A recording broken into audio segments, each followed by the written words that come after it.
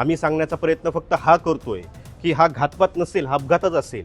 पण हा अपघात टाळता आला असता का? गोष्टी बदलण्यासाठी राज्याच्या उपमुख्यमंत्र्याला अपघातात जावं लागतं का? ऑगस्ट 2025 मध्ये संसदीय कमिटी एक अहवाल ठेवते. त्या अहवालामध्ये गोष्टी बदलण्याची मागणी करते. बारामतीचा हे जे विमानतळ आहे ना, या विमानतळावरचा हा पहिला अपघात आहे आणि तो अपघात कुणाचा व्हावा? तर अजित पवारांचा. माणूस गेल्यानंतर त्याला फुलं वाहणं सोपं आहे, पण माणूस वाचवण्यासाठी एक निर्णय घेणं महत्त्वाचं असतं. एक छोटा निर्णय एका माणसाला वाचू शकतो. 5 घरं आज वाचली असती जर एक निर्णय घेतला गेला असता. याच्यामध्ये फक्त अजित पवार गेलेले नाही आहेत, याच्यामध्ये पिंकी माळी गेली आहे, जिने चाळीतल्या घरातून येऊन उंच भरारी घेतली होती. याच्यामध्ये शांभवी पाठक गेली आहे.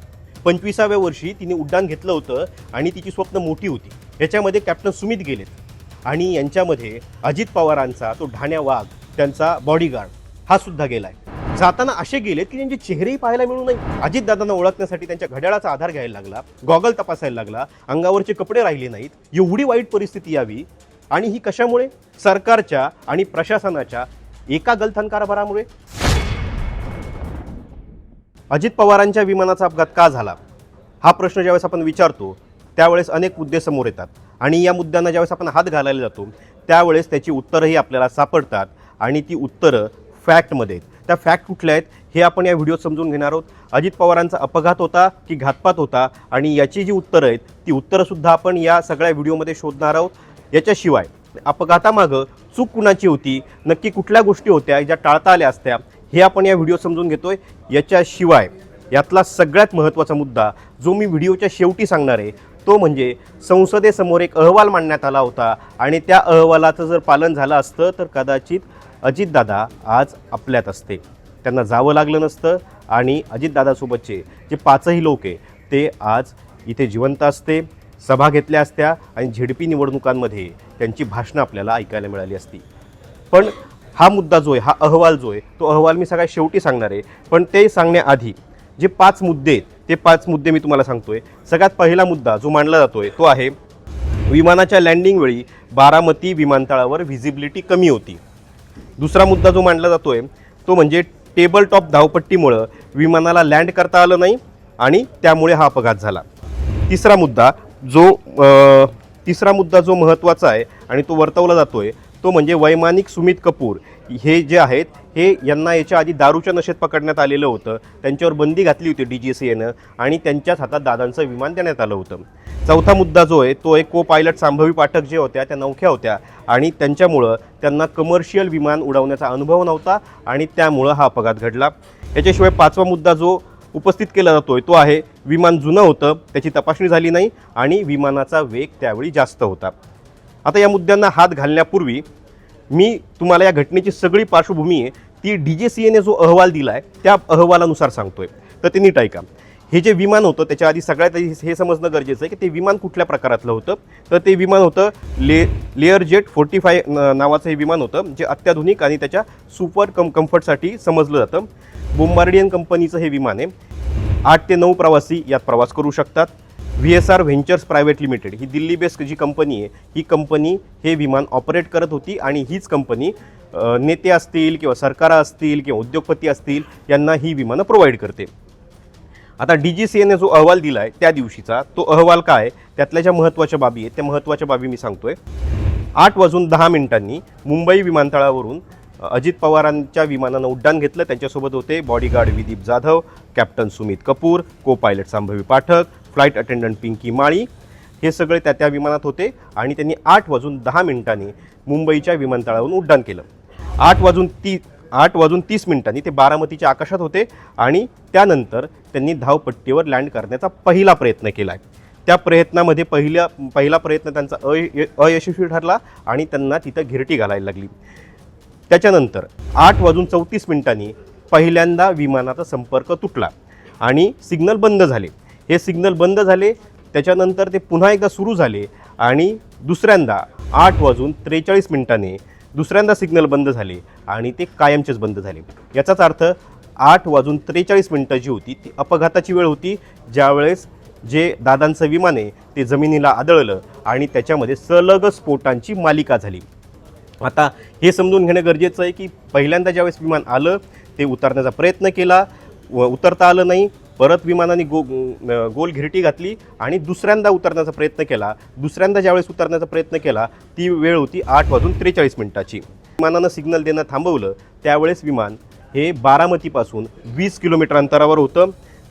JDSB एक्सचेंज फ्लाईट ट्रॅकिंग सेवा जी आहे तिच्या माहितीनुसार ज्यावेळेस विमानाने सिग्नल देणं थांबवलं त्यावेळेस ते जमिनीपासून 1016 मीटरच्या अंतरावर होतं. म्हणजे जवळपास 1 किलोमीटरवर हे विमान होतं जमिनीपासून आणि त्याचा वेग जवळपास होता 237 किलोमीटर प्रति तासाचा. आता येऊया मुद्द्यांकडे. जो पहिला मुद्दा आपला होता तो होता विमानाच्या लँडिंगवेळी बारामती विमानतळावर विजिबिलिटी नव्हती. मुरलीधर मोहोळ जे आहेत सिव्हिल एव्हिएशन मिनिस्टर त्यांनी हा दावा केला होता की व्हिजिबिलिटी नव्हती. याच्याशिवाय प्रफुल्ल पटेलांनी सुद्धा सांगितलं होतं की बारामती विमानतळावर व्हिजिबिलिटी नव्हती. 8:43 वेळ अपघाताची त्यावेळेस व्हिजिबिलिटी नव्हती असं सांगितलं गेलं. पण ज्यावेळेस आपण CCTV फुटेज पाहतो ना त्या CCTV फुटेजमध्ये क्लिअर सगळे व्हिज्युअल दिसत आहेत. विमान येताना दिसतंय, इतक्या लांबच्या CCTV फुटेजमध्ये विमान येताना दिसतंय, पडताना दिसतंय आणि अपघात होताना दिसतंय.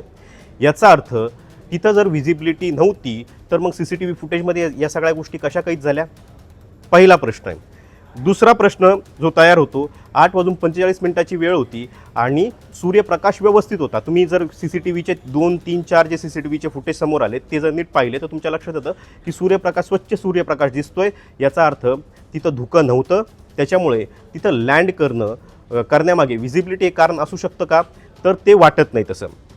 आता याच्यामध्ये जे DGCAने जे रेकॉर्ड दिलं आहे त्या रेकॉर्डनुसार मी जी माहिती समोर आली ती सांगतो. उड्डाणानंतर 5 मिनिटातच विमान जवळपास 6000 फुटांवर गेलं होतं आणि त्यानंतर ते तब्बल 19,000 फुटांपर्यंत पोहोचलेलं होतं. दुसरा मुद्दा, टेबलटॉप धावपट्टीमुळं विमानाला लँड करता आलं नाही आणि त्यामुळे हा अपघात झाला.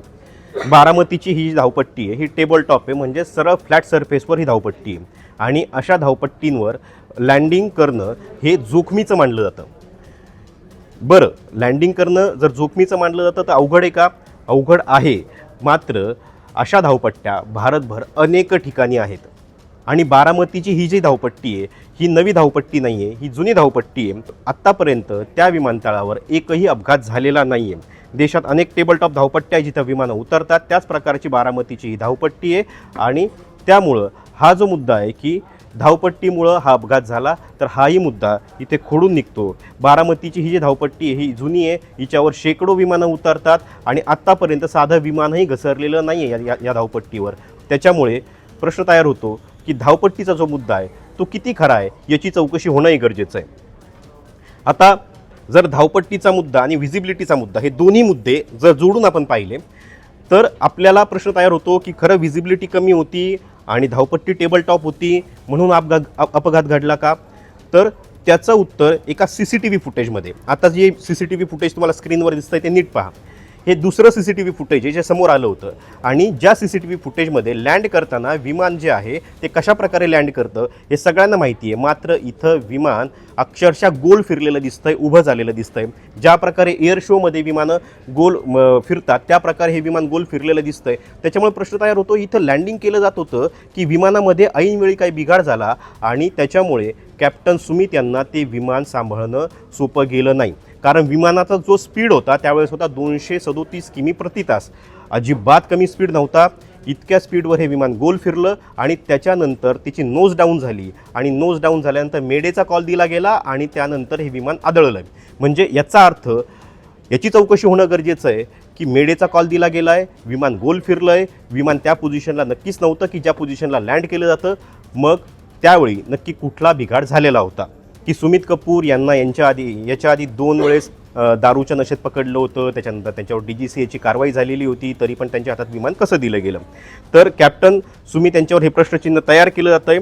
याच्यावेळी 2 वेळा अल्कोहोल चाचणीत ते पकडले गेलेले होते. 13 मार्च 2010ची घटना आहे. ज्यावेळेस ते दिल्लीकडून बंगळुरूकडे जात होते त्यावेळेस त्यांची अल्कोहोल चाचणी पॉझिटिव्ह आली होती आणि त्यांना निलंबित करण्यात आलं होतं.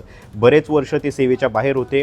त्यांनी सहारा असेल, जेट एअरवेज असेल किंवा जेटलाईन असेल अशा कंपन्यांमध्ये बराच काळ काम केलेलं आहे. याशिवाय जे लेअर जेट आहे ते लेअर जेटचं एक्सपर्ट त्यांना म्हटलं जातं. पण इथं हा मुद्दा नाही आहे. हा मुद्दा खोडण्यासाठी तुम्हाला एक प्रॉपर फॅक्ट लागेल की त्यावेळेस ते खरंच दारूच्या नशेत होते का? तर DGCAने जो रिपोर्ट दिलेला आहे त्या DGCAच्या रिपोर्टनुसार विमानाच्या उड्डाणापूर्वी दोन्ही पायलट म्हणजे पायलट आणि को पायलट, पायलट सुमित आणि को पायलट सांभवी या दोघांचीही अल्कोहोलची चाचणी करण्यात आली होती आणि त्या अल्कोहोलच्या चाचणीमध्ये ती अल्कोहोल चाचणी निगेटिव्ह आलेली होती. त्याच्यामुळे हे दोघेही दारूच्या नशेत नव्हते हे क्लिअर आहे. आता माणूस गेल्यानंतर त्याचा इतिहास काढला जातो, त्या इतिहासामधल्या गोष्टी खोदल्या जातात आणि त्या खोदलेल्या गोष्टीनंतर उत्तर द्यायला माणूस समोर नसतो आणि त्याच्यामुळं कुणावर तरी खापर फोडलं जातं. पण हे खापर खरंच होतं हे वास्तव आहे की हे खोटं आहे हे तपासण्यासाठी चौकशी होणं गरजेचं आहे. आणि चौकशी कशी होऊ शकते? विमानामध्ये असलेला ब्लॅक बॉक्स, पायलट आणि को पायलटचं काय संभाषण आहे याच्यावरनं ते लक्षात येऊ शकतं. याच्याशिवाय दादांची तुम्ही अनेक भाषणं ऐकली असतील तर दादा सगळ्या भाषणांमध्ये एक गोष्ट क्लिअर सांगतात की मी दारूच्या थेंबालाही स्पर्श केलेला नाही. सगळ्यांनी दारूपासून लांब राहा, चांगला प्रपंच करा, पैसा कमवा, उद्योग करा. त्याच्यामुळं दारूपासून दादा तर लांब होतेच, पण दारू पिणाऱ्या माणसांपासूनही दादा लांब होते. त्याच्यामुळं जर असा कोणी पायलट असेल किंवा को पायलट असेल तर दादा त्याला विमानावर चढू देतील का हा प्रश्न सगळ्यांना पडणं गरजेचं आहे. त्याच्यामुळं सुमित जे आहेत कॅप्टन त्यांच्यावर हा प्रश्न तयार करण्यापूर्वी ही गोष्ट तपासणं गरजेचं आहे. बरं, सुमित यांचं हे पहिलं उड्डाण होतं अजितदादांसोबतचे, त्यांनी अनेक उड्डाणं अजितदादांसोबत केलेली आहे. त्यामुळं अजितदादांना सुमित माहिती होते आणि सुमितलाही अजितदादांचा स्वभाव माहिती होता. त्याच्यामुळं तिथं अशा प्रकारचं होईल का हे तपासणंसुद्धा गरजेचं आहे. सांभवी जी आहे, जी 25 वर्षाची तरुणी को पायलट होती सांभवी पाठक, तिच्यावर सुद्धा प्रश्न तयार केला जातो की ती 25 वर्षांची होती, तिला कसला आला अनुभव, ती कसं काय विमान उडवते आणि तिच्यामुळेच हा अपघात झाला असेल. पण हा प्रश्न तयार करण्यापूर्वी आपल्याला सांभवीची पार्श्वभूमी पण समजून घेणं गरजेचं आहे. सांभवीचं शिक्षण ग्वालियरमधून झालं, त्यानंतर ती मुंबईला आली, मुंबई विद्यापीठातून त्यांनी एव्हिएशनची डिग्री घेतली, DGCAचं तिच्याकडे लायसन होतं. त्याच्यानंतर ती न्यूझीलंडला गेली, न्यूझीलंडमधून सुद्धा तिने जे काय तिथं प्रशिक्षण घेतलं एव्हिएशनमध्ये, तिथेसुद्धा न्यूझीलंडचं सुद्धा पायलटचं किंवा वैमानिकाचं लायसन तिला मिळालं. 2 देशातलं लायसन तिच्याकडे होतं. याशिवाय आंध्र प्रदेशात तिने ट्रेनिंग घेतलं होतं, ट्रेनिंग देण्याचं कामही ती करायची. म्हणजे फक्त वयानुसार आपण अनुभव ठरवू शकत नाही. सांभवी खूप लवकर या क्षेत्रात आली, तिने अनुभव जास्त घेतला आणि अनुभवातूनच ती दादांच्या प्लेनवर को पायलट म्हणून कार्यरत होती. त्याच्यामुळे तिच्यावर किती प्रश्न तयार करायचा हा सुद्धा आपण विचार करायला हवा. 5वा मुद्दा, विमान जुनं होतं, त्याची तपासणी झाली नाही आणि विमानाचा वेग जास्त होता. आता हे जे विमान आहे हे विमान 15 वर्षाच्या आसपास जुनं आहे. आता आपल्याकडं जर गाडी 15 वर्षाची झाली तर तिला जुनी म्हटली जाते किंवा स्क्रॅपमध्ये काढली जाते, पण विमानांच्या बाबतीत ही गोष्ट थोडी वेगळी आहे. 15 वर्षाचं विमान जे असतं ते जुन्या विमानांच्या कॅटेगरीत टाकलं जात नाही, तर ते मीडियम कॅटेगरीत टाकलं जातं किंवा नव्या विमानांच्याच कॅटेगरीत आहे. हे जे विमान आहे हे अत्याधुनिक विमान आहे, आरामदायी विमान आहे, सुपरसॉनिक प्लेनच्या कॅटेगरीत हे आहे. याचा स्पीड जास्त आहे, जी क्षमता आहे या विमानाची वाहून नेण्याची 8 ते 9 लोकांची क्षमता आहे. बिझनेस क्लास विमान आहे. त्याच्यामुळं हे विमान काय जुनं होतं आणि त्याच्यामुळं काही झालं असं नाही आहे. अजित पवार या विमानाने अनेकदा प्रवास करायचे, त्यांचे तुम्ही काही जुने व्हिडिओ पाहिले असतील. जे जुने व्हिडिओ आत्ता नवीन व्हिडिओच्या नावाने फिरवले जात आहेत तर त्या जुन्या व्हिडिओमध्ये सुद्धा हेच विमान तुम्हाला दिसतं आहे आणि या विमानाने त्यांनी महाराष्ट्राचा दौरा केलेला आहे अनेकदा. त्याच्यामुळे हे विमान मात्र जुनं नव्हतं. दुसरी जी गोष्ट आहे ती गोष्ट म्हणजे जरी हे विमान जुनं असलं तरीही या विमानाचा विमा उतरवण्यात आलेला होता. या विम्याची किंमत माहिती तुम्हाला किती आहे? या विमानाचा तब्बल 50 कोटींचा विमा उतरवण्यात आलेला होता. 50 कोटींचा विमा या विमानाचा होता. ICICI लॉम्बार्ड ही कंपनी या विमानाचा विमा जो आहे त्या कंपनीचा होता आणि विमान अपघातानंतर आता या विम्याची प्रोसेस सुरू झालेली आहे. कंपनीने सगळ्या प्रकारची कागदपत्रं घेतली आहे, पाहणी केली आहे आणि त्यानंतर या विमानाच्या विमा जो रिटर्न द्यायचा असतो त्याची प्रोसिजर सुरू झालेली आहे. या विमानाची किंमत 80 ते 90 कोटीच्या घरात असते आणि तब्बल 50 कोटीचा विमा या विमानाचा काढलेला होता. म्हणजे या विमानाचा प्रॉपर विमा काढलेला असल्यामुळं इथे ही शक्यता कमी होते की विमान जुनं होतं त्याच्यामुळे अपघात झाला. मात्र ही शक्यता तर आहे की याची तांत्रिक तपासणी का केली गेली नाही कंपनीकडनं, ही शक्यता सर्वाधिक येते. सगळ्यात महत्त्वाच्या मुद्द्याकडं जिथं आपण आत्ता आलं पाहिजे आणि अजित पवारांच्या विमानाचा अपघातच झाला नसता जर संसदेत मांडलेला एक अहवाल सिरियसली घेतला गेला असता आणि तो अहवाल होता JDUचे जे खासदार आहेत संजय झा यांनी मांडला होता आणि हा अहवाल मांडला होता अहमदाबाद प्लेन क्रॅश जे झालं त्याच्यानंतर हा अहवाल मांडण्यात आला होता आणि या अहवालामध्ये सरकारी विमान कंपन्या असतील किंवा कमर्शियल विमान कंपन्या असतील याच्याशिवाय ज्या प्रायव्हेट चार्टर्ड प्लेन प्रोव्हाइड करतात त्या कंपन्यांच्या सुरक्षेवर प्रश्नचिन्ह उपस्थित करण्यात आलेलं होतं. कारण या कंपन्या ज्या आहेत त्या एव्हिएशन सेक्टरमध्ये जे नियम घातलेले असतात त्याचं पालन करत नाहीत. बऱ्याचदा त्यांच्याकडे तंत्रज्ञानाचा अभाव असतो. फ्लाईट ज्या उडवल्या जातात त्या अनियंत्रित फ्लाईट उडवल्या जातात, पायलटला झोप दिली जात नाही, असे अनेक मुद्दे याच्यात उपस्थित करण्यात आले होते. चार्टर प्लेनची सुरक्षेत धांदली आहे, सुरक्षेत मोठी कमतरता आहे, ऑपरेशनल वेदर कंट्रोल सिस्टीम यांच्याकडे नाही आहे, ऑपरेटर लेअर डिसिजन मेकिंग सुविधासुद्धा यांच्याकडे नाही आहे, एअर ट्रॅफिक कंट्रोलबाबत त्यांनी चिंता व्यक्त केलेली होती. याच्याशिवाय समितीने म्हटलं होतं की ATC जे आहे एअर ट्रॅफिक कंट्रोल ज्याच्यामुळं अपघात सर्वाधिक लवकर टाळले जाऊ शकतात त्यांच्यामध्ये सुद्धा आधुनिकीकरण नाही आणि मेन म्हणजे त्यांच्याकडे कर्मचारीच नाही आहे. बऱ्याचदा त्यांच्याकडे आधुनिकीकरण आलं आहे पण कर्मचारीच नाही आहेत. त्याच्यामुळं एवढे म्हणजे सरकारी कंपन्या, प्रायव्हेट कंपन्या आणि तिसऱ्या बाजूला हे चार्टर्ड प्लेन ऑपरेट करणाऱ्या कंपन्या यांना सांभाळणं त्यांना अवघड होतं आणि अशा वेळेस इथं सुरक्षेत गंभीर चूक होऊ शकते. असा जो अहवाल आहे तो संसदीय समितीने संसदेत मांडलेला होता आणि त्याच्यावर काहीही कारवाई झालेली नाही आहे. आता या रिपोर्टमध्ये काय काय होतं हे मी तुम्हाला वाचून दाखवतोय की देशातील अनेक चार्टर विमान कंपन्या आहेत ज्या तांत्रिक सुविधा आणि सुरक्षेच्या कमी अभावी काम करत आहेत. याच्याशिवाय याचा थेट परिणाम जो आहे तो विमान देखभाल आणि निगराणीवर होतोय. मोठ्या विमान कंपन्यांकडे वाईट हवामानात निर्णय घेण्यासाठी ऑपरेशनल कंट्रोल सेंटरच नाही आहे. याशिवाय लहान आणि खाजगी चार्टर ऑपरेटरकडे अशी कोणती ठोस व्यवस्था नसते. ही समस्या पॅनलने नमूद केलेली होती. या रिपोर्टमध्ये काय काय मागणी करण्यात आली होती तर चार्टर विमानांचे सुरक्षा नियम हे प्रवासी जी वाहतूक करणारी विमानं आहे त्यांच्यानुसार केले जावेत. याच्याशिवाय DGCA जे सगळं पाहते त्या DGCAवरही बोट ठेवण्यात आलेलं होतं तर की DGCAचं ऑडिट होणं गरजेचं आहे. त्याच्यामध्ये अनेक गोष्टी अशा आहेत की ज्या एकतर बदलण्याची गरज आहे, कर्मचारी वाढवण्याची गरज आहे, आधुनिकीकरण आणण्याची गरज आहे, जुन्या गोष्टी बदलून नवीन गोष्टी टाकण्याची गरज आहे. याच्यावर सगळ्यावर बोट ठेवलेलं होतं. याच्याशिवाय ATC म्हणजे एअर ट्रॅफिक कंट्रोलबाबत सुद्धा इशारा देण्यात आला होता. ATCमध्ये नवीन कर्मचाऱ्यांची भरती करण्याचा जे काही सल्ला आहे तो देण्यात आलेला होता. आधुनिक संवाद प्रणालीचा वापर करण्याचा सल्ला इथं देण्यात आलेला होता. आता या सगळ्यामध्ये अजितदादांच्या विमानाचा अपघात आहे की घातपात हे वायफळ स्टेटमेंट आम्ही करणार नाही. कारण व्ह्यूजसाठी काम करण्यापेक्षा सध्याला जी घडलेली घटना आहे, जो दुःखाचा डोंगर कोसळला आहे त्याची जाणीव आम्हाला आहे. आम्ही सांगण्याचा प्रयत्न फक्त हा करतोय की हा घातपात नसेल, हा अपघातच असेल, पण हा अपघात टाळता आला असता का तर याचं उत्तर मिळतं टाळता आला असता. अनेक गोष्टी अशा आहेत की ज्या बदलल्या असत्या तर कदाचित हा अपघात टाळता आला असता.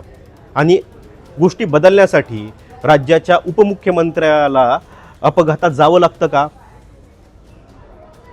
लाख मेले तरी चालतील, लाखांचा पोशिंदा जगला पाहिजे असं म्हटलं जातं. आणि हा लाखांचा पोशिंदा आज महाराष्ट्राने गमावला आहे. याचं दुःख, याच्या वेदना फक्त आम्हाला नाही तर पूर्ण महाराष्ट्राला आहेत. या वेदनेतून आमचं फक्त एकच सांगणं आहे की या ज्या गोष्टी आहेत ना या गोष्टी बदलता येऊ शकतात. जर ऑगस्ट 2025मध्ये संसदीय कमिटी एक अहवाल ठेवते, त्या अहवालामध्ये गोष्टी बदलण्याची मागणी करते आणि मागणी काय असते तर नवीन कर्मचारी भरती करा, अत्याधुनिक प्रणाली आणा, DGCA जे आहे DGCAमध्ये जो गलथान कारभार चालला आहे तो बंद करा, ATCमध्ये कर्मचारी वाढवा. याच्याशिवाय ज्या चार्टर्ड प्लेन कंपन्या आहेत ते जे सुरक्षा प्रणालीवर काम करत आहेत तिथं व्यवस्थित काम करण्याची गरज आहे, त्यांच्यावर कडक निकष लावण्याची गरज आहे. अशाच कशा कंपन्या काम करू शकतात, तांत्रिक गोष्टींची पडताळणी का होत नाही, एवढ्या साध्या बाबी होत्या ज्यांची तपासणी किंवा ज्याची अंमलबजावणी ती अंमलबजावणी केलीच गेलेली नाही आहे. आणि त्याच्यामुळे अजित पवारांसह 5 लोकांना प्राण गमावावे लागले. बारामतीचा हे जे विमानतळ आहे ना या विमानतळावरचा हा पहिला अपघात आहे आणि तो अपघात कुणाचा व्हावा तर अजित पवारांचा.